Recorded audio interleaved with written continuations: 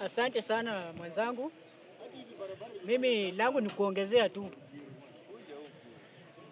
Kiukweli Mr. Governor, sisi kama vijana tunaumia. Yaani mimi binafsi hata ukiniangalia mimi bado, yaani upande wangu mimi niko na, yaani sijui hata nisema aje, siwezi hata ni.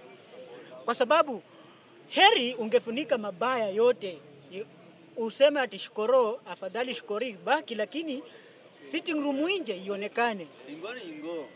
Ile maji Oparanya alitengeneza hiyo ndio pale Kakamega, hiyo ndio nini yako inakuonyesha kazi yako. Hiyo maji umaarufu yako, hiyo ndio inakuonyesha umaarufu yako. Hiyo maji peke yake governor ilikushinda. Ukituambia leo unasema tuna hiyo maji tu ni pesa ngapi?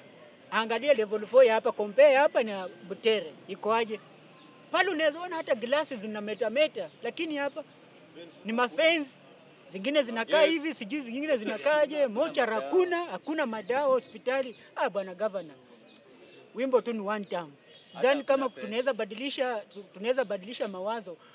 Hii muda ni kidogo, huwezi tubadilisha mawazo. Wacha tu tuimbe one time. Hata ukitaka kufanya nini, lakini wacha tu tuimbe one time.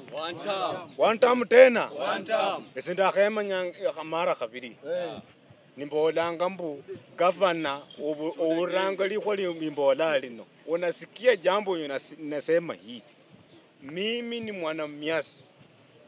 Ninaumia kuliko vile wewe unaumia. Ukisema kwamba unafanya kazi wapi? Ukuje tuonyeshe.